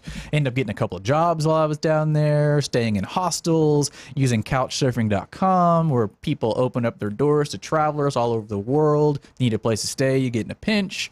Like, you can get on this website and app, and there's always someone that will let you in and crash on their, like, on a pallet on the floor, or a spare bedroom, or the couch. So couchsurfing.com and hostels is how I afforded a lot of that stuff. Yeah. Did you make any good friends? Oh my gosh, man. I met people from all over the world. I made great friends. There's a guy down there right now, Chelo Fernandez. And so he comes from a long line of fishermen down there that have specifically lived on Isla Mujeres. So Isla Mujeres is a tiny little island right off of Cancun. Which is beautiful. It's gorgeous. It's so pretty. It's so great. And so he comes from a long line of fishermen there. And so he was one of the guys that I used on couchsurfing.com, and he and I just hit it off, buddies. He taught himself English by playing American video games and watching American film. So that's how he learned English. And so anyway, so now he's got his own like little tour guide boat, and he takes people out on adventures for snorkeling. He's also a whale shark diver. And so in July, I'm hoping to go down there and catch some whale sharks. Not catch them, but hang out with them in the waters down there. Yeah. So Cello was one of the great friend who I go down there and visit all the time now. And then people from all over the world: Italy, Sweden, Switzerland, Argentina. I mean, people, like, I met people. We made these connections while we're all there traveling. We're all just kind of relaxing in that travel zone, that travel spirit, and so you meet people all along the way, all walks of life. And so I have people who've invited me to their homes all around the world after connecting with them while traveling. Said, hey, anytime you're in our part of the world, come hang out. So first, what were kind of the jobs, and what were the tenures of some of the jobs that you had down there? Oh, so I have a background in bartending and restaurant management as well. So there's a part of Isla Mujeres down Hidalgo that's a little bit more tourist, but it's got a long line of like markets and restaurants and cantinas. And so I found myself bartending for one cantina and bar restaurant, and then at another one I was a host. They liked that I could speak English and talk to this English speaking tourists. So I would get people, hey, how's it going? Where are you from? Come on in, try the food. Nice. So doing things like that. And then for one job we got, it was kind of like the beginning of like the digital marketing kind of side of like trying to make money doing that. You weren't doing you were just doing the digital marketing just to get yourself out there on Facebook, and people would say, hey, can I give you this amount of money to go hop on the bus and do this? Sure. So you just went down there and... Yeah, so I was doing a lot of blogging and vlogging and stuff like that, trying to be like one of those like travel influencers, if you will. So then while I was down there, funds got a little tight, and so there was a little spa company that like a massage company of those huts on the beach, and so they were wanting to grow their business, and we just ran into them like at a cantina or something like that, and they said, well, can you build us out a website, and we'll pay you so my friend Amy and my friend Amy who was on the crazy bus experience. Crazy enough, she's a trooper, and she met me down in Mexico. She had a week to spend, so she came down to Mexico, and so we helped build out this little website for a little massage company, and that was kind of like the first, a little bit into digital marketing. Were they one of the first ones in their geographical area to have that? I mean, in their niche, in their spa and their massage hut, yes, but there were other restaurants that I don't know if you follow them. I actually follow them. They're now Massage Envy. Yeah. Oh, wow. They actually became Massage Envy. Yeah. I don't know if you've ever heard of it. But. Congratulations, Cooper. Your digital marketing was insane. It was just a whiz, man. Yeah. No, but yeah, that was another way that I made money doing that for a little bit. Did you, yeah. just like out of curiosity, did you market to people that were going to be potential tourists? Like, so they know that they're going to book travel to that region, and so now you're putting their website in front of those particular people rather than just the local. Right, absolutely, yeah. And so I have a friend who's down there, Sean Petty with everythingisla.com. He's a former, he's a family member of mine, but I wanted to help him out, but also wanted the experience of it. Mm-hmm. So I knew that I had a huge group of, friends and family here in Texas that needed to discover Isla Mujeres, and so putting Sean on, putting his other businesses on, sharing the experience on my branding and my trying to influence travelers, and then hopes of getting sponsorships and other gigs at hotels and hostels around the world. That was kind of like my hopes in doing all that, and that's a lot of the why as to why I did it. But yeah, I was trying to get people to come down and kind of influence the Isla and just really influence travel in general. Well, that's awesome because you were benefiting the island, you were benefiting the people coming down, they were learning, you were helping the locals. Absolutely. I think that's great. That's a very rewarding and fulfilling thing. Yeah, definitely. Absolutely. So that's what you did for work. What was your downtime like there? Oh man, downtime was paddleboarding and kayaking and just hanging out at the hostels and meeting new people. Sure. When I mentioned the family from Argentina, like they scooped me up and I just spent the whole day with them. There were 3 siblings. No, there were 4 siblings. 4 siblings. I met them at a hostel called Pocna. If you ever go to Isla Mujeres, you got to go to Pocna. It's like one of the oldest and one of the largest hostels in Central America. So we're hanging out there having drinks, and I end up running into the brother. The brother, he was my age, so we start talking. He owns a hostel down in Cordoba, Argentina. And so he and I hit it off, and he introduces me to his sisters. They're on holiday with their father, and they're like staying gone for like 8 weeks or something like that. They'd already been through like Central Mexico, and we're just kind of traveling along. We spent that night together. They're like, hey, in the morning, meet us at the beach so you can meet our dad. So I went and met Koki, the dad, call him Koki, and he doesn't speak a lick of English whatsoever. Where was the dad staying? Where was he staying? At the time, I think he was at the hotel room, at their hotel room. So they were staying in the hostel by choice. They were hanging out at the hostel because there's this big like open bar. Like there's this big like beach bar. There's this huge beach bar out there. So people come to party there, and there's also like a lot of rooms and beds, of course, to stay. Cool. But like it's one of the party spots, of the island. And so that's where we met. But then, they all end up staying at their hotel there.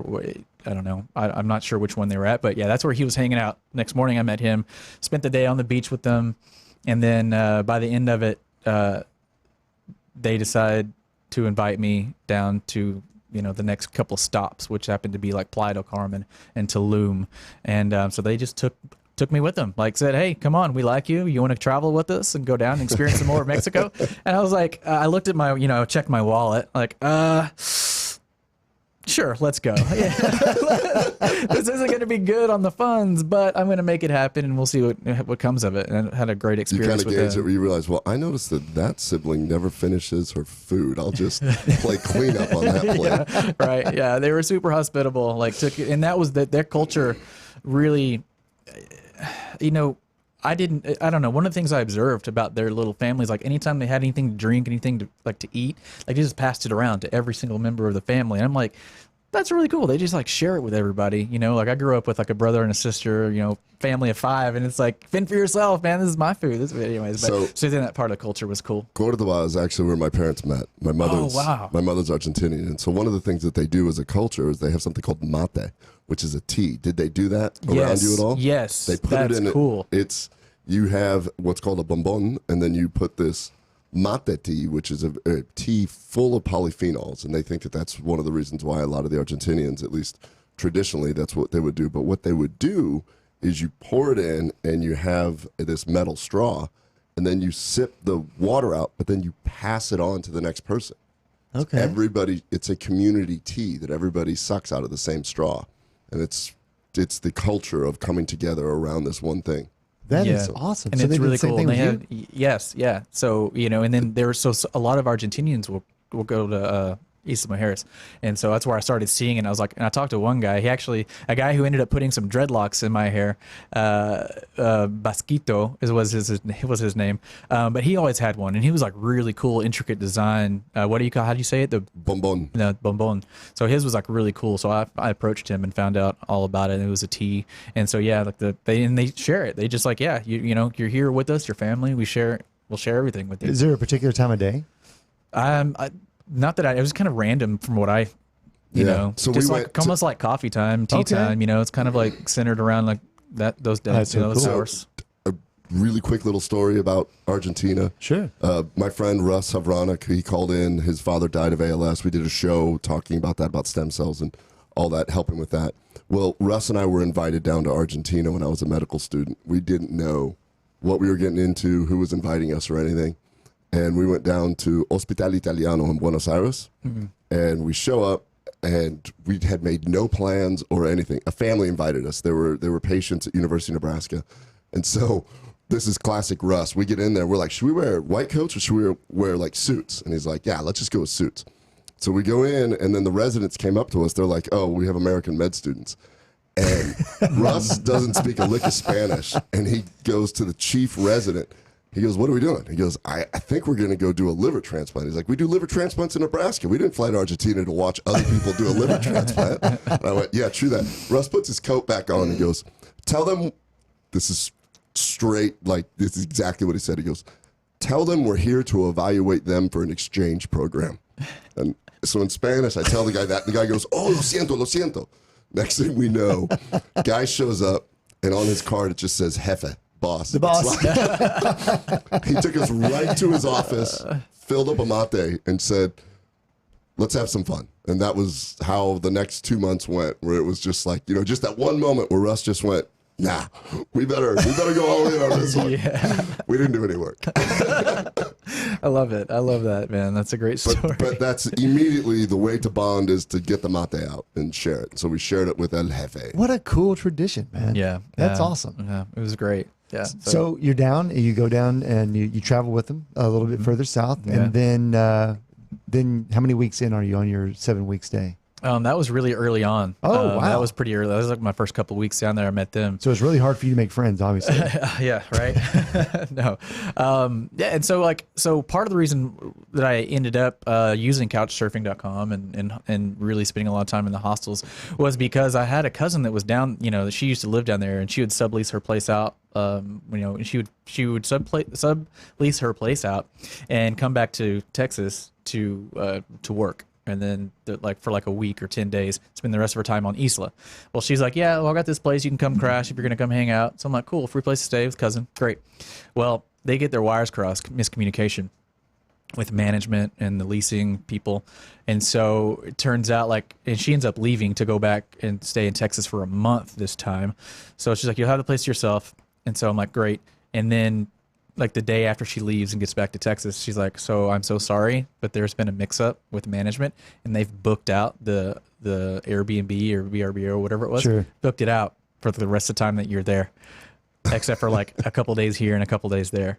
So being pushed out from my comfortable little cool spot is gonna be hanging out, for a couple of months. Yeah, I end up having to be out and try to figure it out, couchsurfing.com, hostels. So yeah, that's kind of how that happened. But I was down there. And were you blogging the whole time? Were you starting to get a following at this point? Yeah, absolutely. I did a couple of stories about what Hidalgo Avenue has to offer. And kind of how there's a flow down there when you start hanging out in the nightlife. They start off at one place and go to another, and just kind of as things close down and slow down, there's just kind of this flow. Anyway, so I talked a lot about that. And so just really quickly, after a few of these blogs and, taking pictures with it, I got a pretty good following, out of nowhere. It just kind of took off. What helped though was my friend Sean with islamujeres.com. He shared it on he shared one of my blogs on his Facebook page, and so got some traction with that. And within a month or so, I had like 750 subscribers, like out of nowhere on my blog. So, yeah, That's awesome. So that's where I really started getting into photo journalism and blogging. Well, this gives us some really good background on you. You've got a very interesting past, but now we've got about 45 seconds, but now we're going to get into some really exciting stuff where you expanded everything, and now we're going to talk about the MAPS, which is what does MAPS stand for? The Multidisciplinary Association for Psychedelic Studies. Yeah, so I got into that just with all the new research coming out from Johns Hopkins. I kind of rabbit holed into YouTube and found out a whole lot of cool stuff through Paul Stamets and Dennis McKenna and Terrence McKenna, and really got into the effects of psilocybin on the brain. This is amazing because this is it parallels what you did when you went down to Mexico. Basically, and I was kind of curious, but people probably followed your blog because they wanted to know about that. Yeah. And then engaged, and now you're basically just functioning as a new blog for a new level of tourism. We'll be back with the last half hour here in just a moment.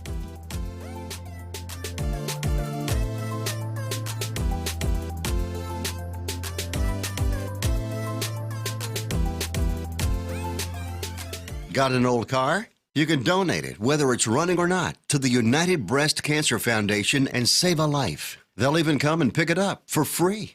The United Breast Cancer Foundation has saved hundreds of women's lives through their free or low-cost breast screen exams. But now they need your help. The United Breast Cancer Foundation wants to save more lives through early detection by offering women free or low-cost breast screening exams. And donating your old car, SUV, or truck, whether it's running or not, helps pay for them. Plus, you get a charitable tax deduction. Help the United Breast Cancer Foundation save lives by donating your old car, SUV, or truck. Call now for free pickup. 800-245-0823. 800-245-0823. 800-245-0823. Call right now. That number again is 800-245-0823. Now you can fly anywhere in the world and pay discount prices on your airline tickets. Book a flight today to London, Paris, Madrid, or anywhere else you want to go and pay a lot less guaranteed. Call the International Travel Department right now at Low Cost Airlines. 800-452-1075. 800-452-1075. That's 800-452-1075. Never Forgotten Apparel is more than just a premium women's and men's clothing line. It's a movement to remind us to wear American-made and serve those who serve us. Our heroes. Never Forgotten Apparel gives 20% of their total sales to nonprofits that support homeless veterans and off-duty firefighters, and 50% to individual veterans and firefighters in need nationwide. Check out neverforgottenapparel.com. Use promo code MATT, M-A-T-T, and get 15% off your purchase. So unfortunately, but we're listening to music as it comes on. What do you think? I'll just dance with you guys. Man. I was like, I don't hear it, but man. Just realized you're not wearing headphones. I'm like, just follow along. Yeah, I like it. Yeah, this is Cooper, impromptu dancer. Yeah. He hears nothing. So Cooper Reed, we're going to continue the story. So we left. We're in Mexico. You're down there for 7 weeks, having an incredible experience. It sounds to me like meeting new people. Mm-hmm. And what I was hitting on at the bottom of the hour was that it seems like people probably followed your blog because you were engaging them in something that they didn't know enough about, but they wanted to explore. And that kind of led to what you're doing right now. Is that kind of a good? Yeah, absolutely. So with the way that travel affects, our consciousness and our mind, it's such a powerful way. It's a stripping of the identity. Really, you're in this place where you don't speak the language. You've never seen the scenery before, so everything is new. Your senses are heightened. You're just taking in all this information, right? And so that's fascinating to me. The consciousness, that aspect, the nature of reality, and how we all, how it works together with our mind. And so that led me into reading more articles about consciousness and things like that, which led into the expansion of consciousness and altered states. And so in that, going in that realm, I found psilocybin mushrooms and LSD and DMT, psychedelics. You mean the knowledge of them, or you just started dabbling in them? I started, the knowledge of them. the knowledge of. I had a little bit of previous dabbling in my early 20s with it, which completely changed a lot of things in a positive way. Some of my first experiences. So with having those experiences, and then now having the knowledge behind it in the studies and the research that's coming out now, or started in 1994 with Johns Hopkins, I started just absorbing a lot of that information and that content online, and found like Paul Stamets, Dennis McKenna, Terrence McKenna, and just kind of I was also going through how I talked earlier about wanting to be out in nature, so I found myself out in nature a lot just for meditation purposes and just kind of health reasons.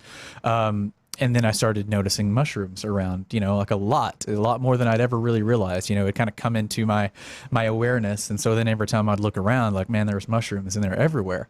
And there's so many different kinds of them too. Isn't that funny? Because we talked about that NLP. That's a neuro-linguistic programming. Once your brain opens up to it, you will notice. Absolutely. That's like, people play with this. One of my good friends plays around with this about parking spots when he goes to the grocery store. He has this word that he uses, but he does this going to the grocery store and just like for open parking spots close to the store, so he doesn't have to walk very far. But every single time, like, he finds a place anyway. So once you're aware, it starts to show up in your reality. And so I started seeing mushrooms everywhere. I started kind of following them around and learn more about how they spore. And so you'll see in a mature like little group, you'll see a ring. Like they call them fairy rings. They're like there's just rings of mushrooms because that's how they spore. And so I really just got into it. I wanted to find more mushrooms. I got several like books on field guides to figure out which ones were which. Identifying the species. And in learning a lot from Paul Stamets on that, he's like the leading guy on mushrooms worldwide. On edible mushrooms?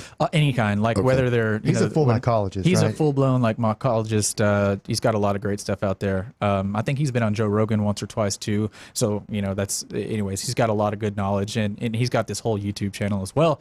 But anyway, so I started just really absorbing a lot of his content based on it, and his love and passion for mushrooms and mycelium kind of bled over into me because I found myself out there amongst it so much.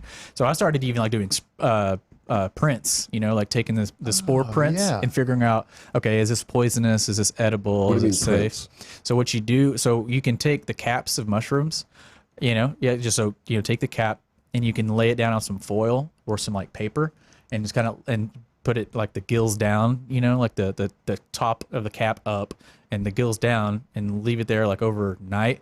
And you can remove the cap and then find out, and it stains a certain color, like orange, purple, brown. And based off the spore prints and what color it is, if it's like edible, poisonous, psychedelic. Did not know that. Yeah. You're reminding me of something that I completely forgot. And in Little Gainesville, our Boy Scout troop or our Cub Scout troop did that. Yeah. And I forgot all about it. That is really, really interesting. Yeah, so there's a couple of ways to identify them, and that's one of the main ways to do it, but also you can pick it up. And if you want to find, psilocybin, mushrooms, which is the magical kind, the way that they bruise, when you pick them up, you can pinch their stem or like their caps, and if they bruise, that's the psilocin molecule, and it bruises bluish, purplish, and that's how you know you've got something that's magical in that one. So anyways. On a quick pivot. Sure. Snoop Dogg. Yeah. So, unfortunately, he had his pig, Snoop Dogg. Oh, right? yeah. Golly, I can't believe I'm going to screw up it. Snoop Hoggy Hog. Snoop Hoggy Hog. They had a little miniature pig. Sorry, Marie. R.I.P. Snoop Hogg. Oh, man. And it ended up eating death cap. A death cap. Oh, right. Yeah.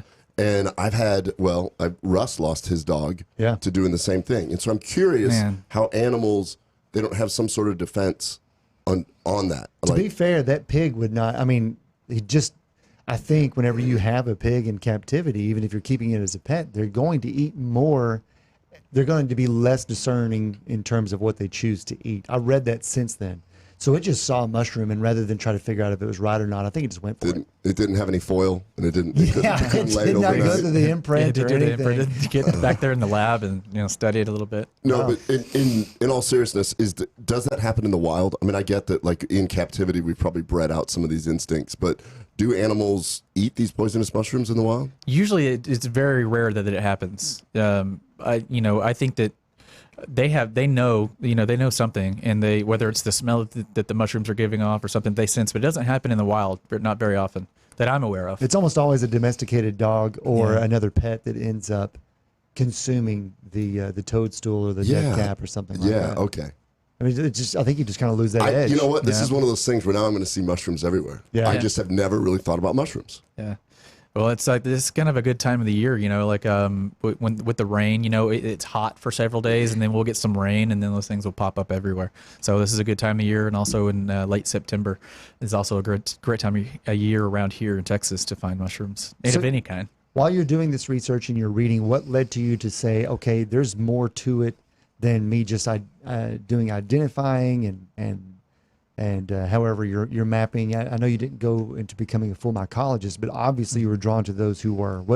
What took you to that space, and what did you want out of that application there? Well, just it was so fascinating to find out what mycelium does. Mycelium, which is the organism that fruits the mushroom. What you see with mushrooms is just the fruiting of the organism, much like the apple is the tree. The tree is the organism that fruits.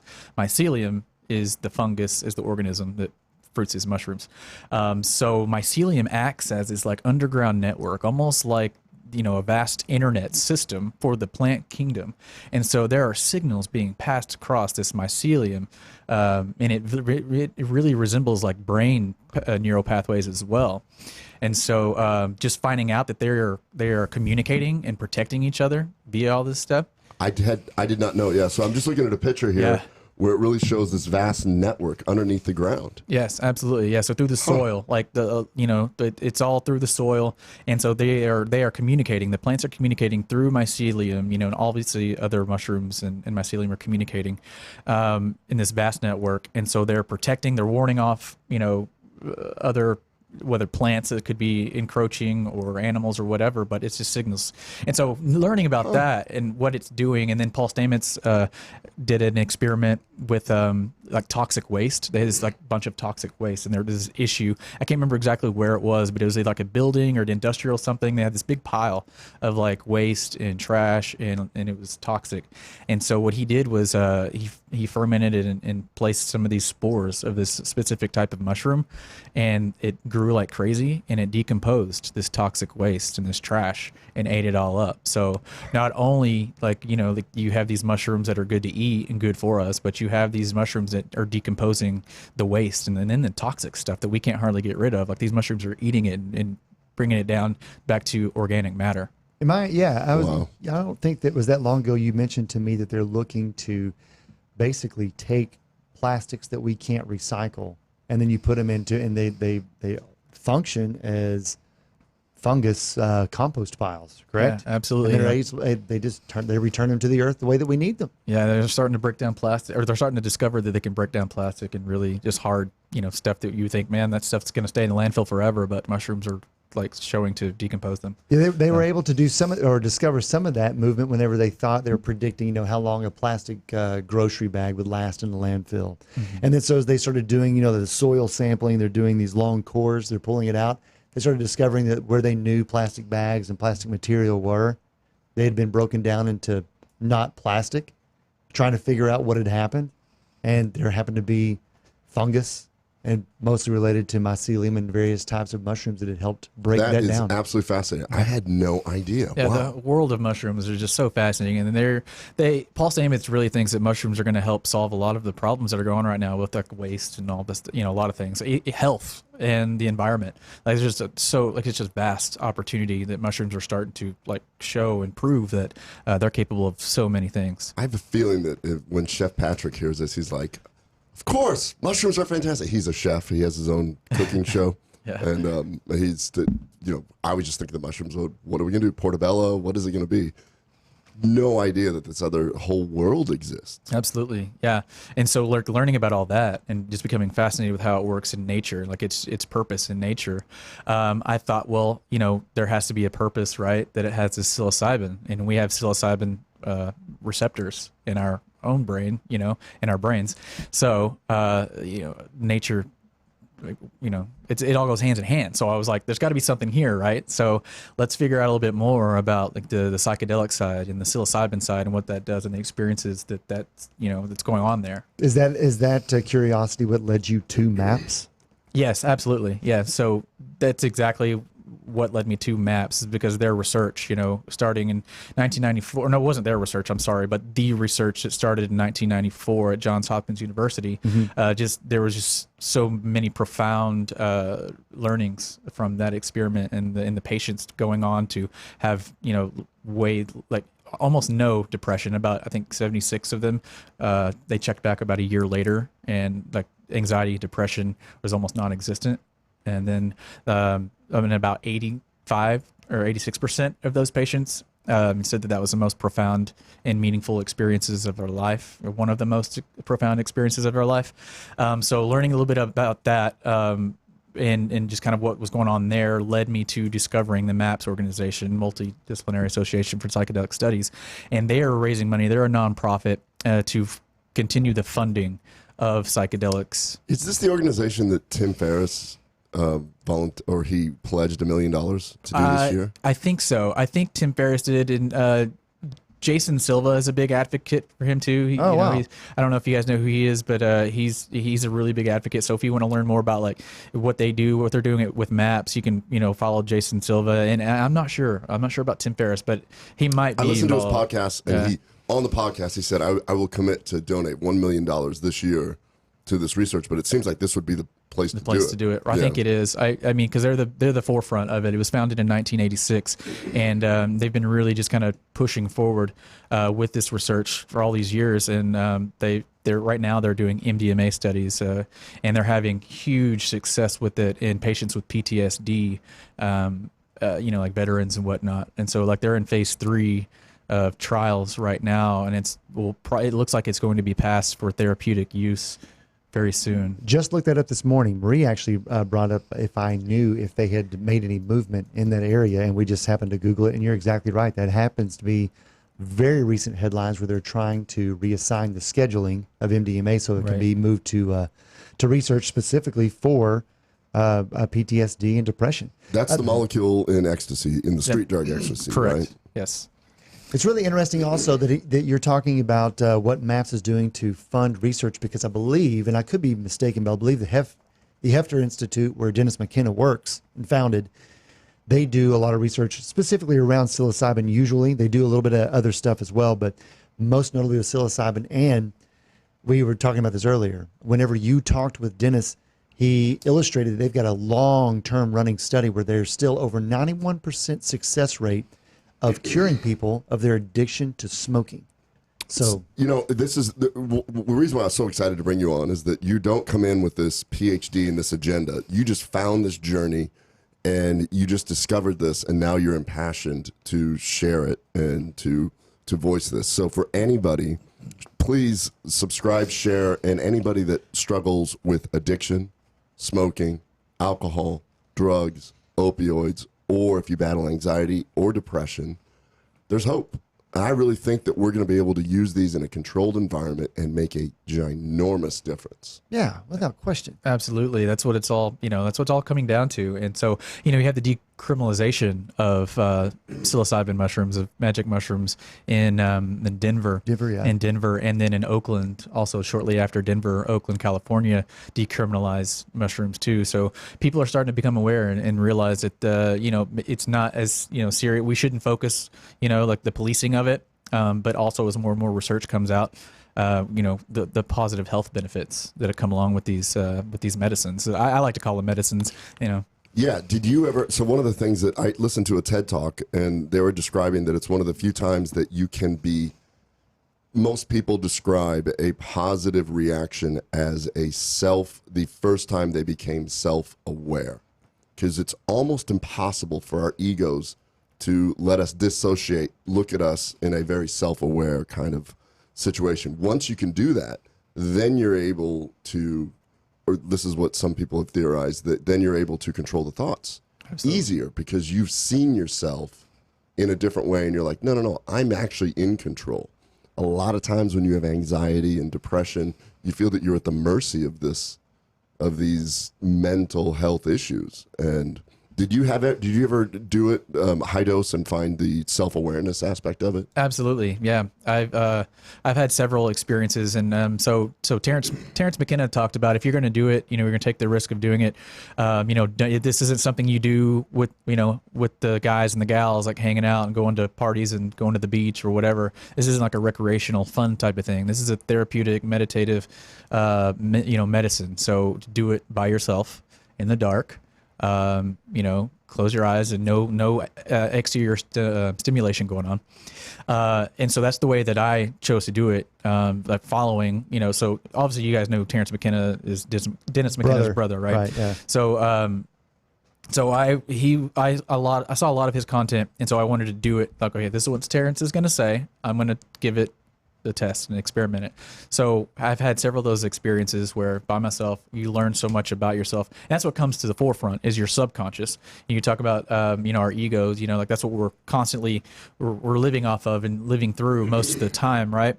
But then when we have these experiences, our subconscious, what's going on under the surface comes to the surface. And so you really get to sit with it and see what's going on internally. And like you said, remove yourself from it's a new perspective, right? And so you do a lot of self-discovery, self-journeying, and you come away from it totally like it's almost like a cognitive cleansing as well. Cognitive cleansing. Yeah. That's a great term. Yeah, and that's what happens. That's what they're saying happens because the brain lights up. You're using all the different parts of the brain. You're dealing with stuff that you've maybe been suppressing. That come out, and it could come out in a challenging experience. What people call bad trips, whatever. That could come out if you don't allow it. But if you sit and you allow yourself to deal with what's coming up and go through that experience and go through that trip, you just kind of surrender to that moment, and it passes, and you learn something about yourself. People that are very skilled in meditation, and if they really get to the point where they can do this, they will experience something very similar. Absolutely. If you go through and then I remember reading that they've done like functional MRIs on people where they can look, and people that are very skilled at meditation, their brain lights up in a very similar way with somebody. So it's almost like fast forwarding yourself to an area where you can achieve that without 10 years of therapeutic meditative exercises. And yeah, absolutely. Yeah. I've seen those graphs and those charts, of the brain, and you're exactly right. It's instead of, meditating in a cave for 80 years as a monk,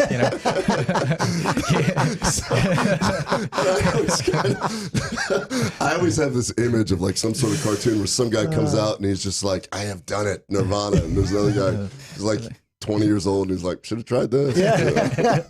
Everybody you know is gone, man. Yeah. So I am no longer angry at my father. Well, he's not angry at you either. Long gone. Yeah.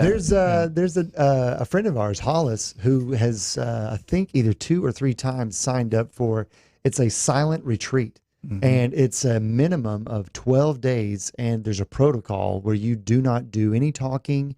You try to avoid complete eye contact for a solid 12 days. And I believe that he said he's got experience with various psychedelics as well, and in a very reflective fashion, trying to find, Hollis. I mean, he's very deep thinker. Super deep thinker, super smart, just like one of these really uber successful people, but self-aware. And he says that the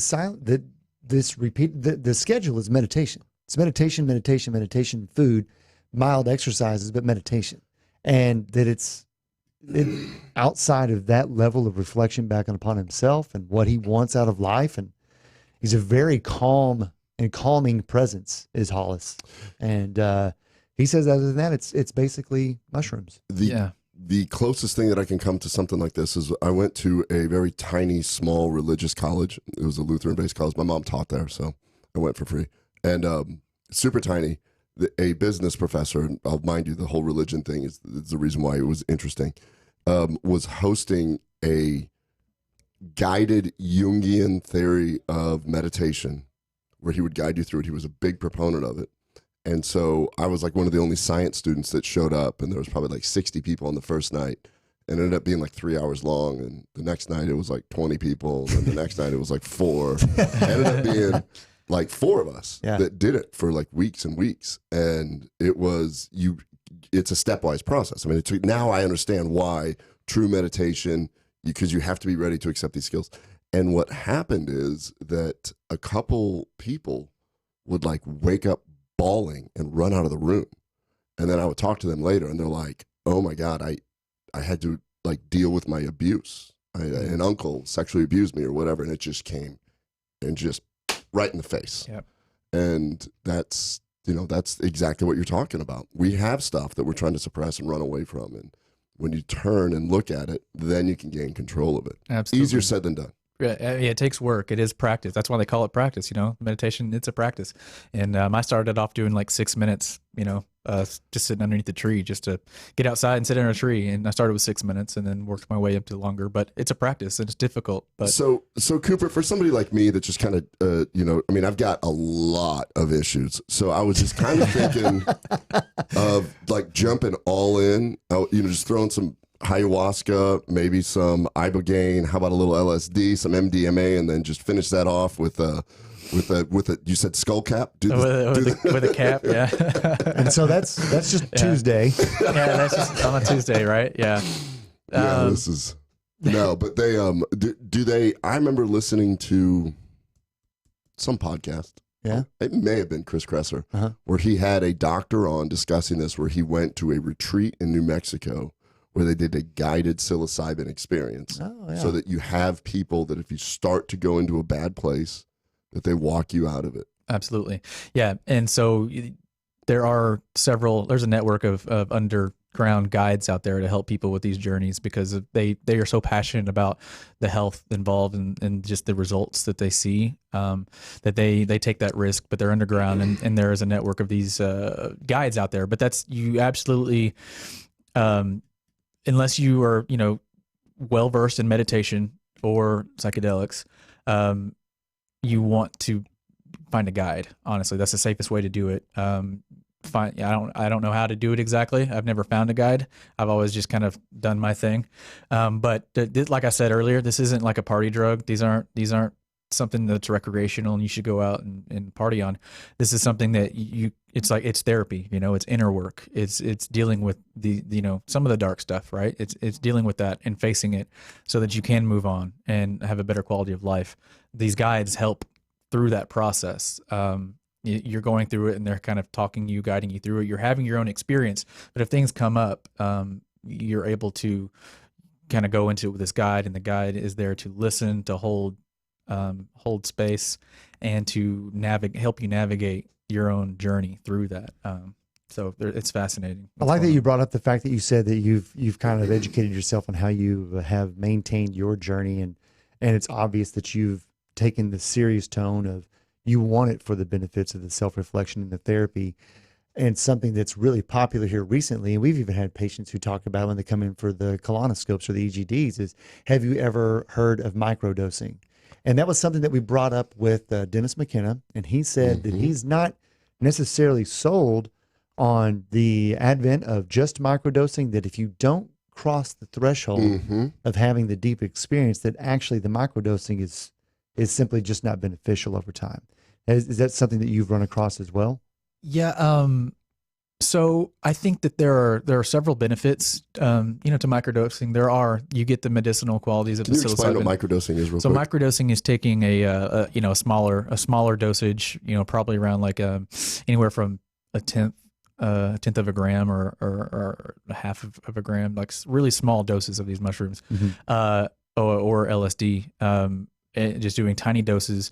So, and they, rather than taking a full blown, like large dose where you have these spiritual or, psychedelic experiences. So microdosing is just a way to get the benefits, of the medicine without having to go and like not be able to talk to anybody for 6 or 7 hours. Sure. Be shut up in a way. But microdosing, I think that there are benefits, to taking those smaller doses, just because there are neuro regenerative aspects and qualities of psilocybin and mushrooms, and so I think that you can get benefits from them. But I think as far as the therapeutic, the true therapeutic, I think I agree with Dennis McKenna on that. You have to pass that threshold. You have to go on that journey. You have to go there. Yeah, he was all about that. He just basically said, Microdosers. That's not. Yeah.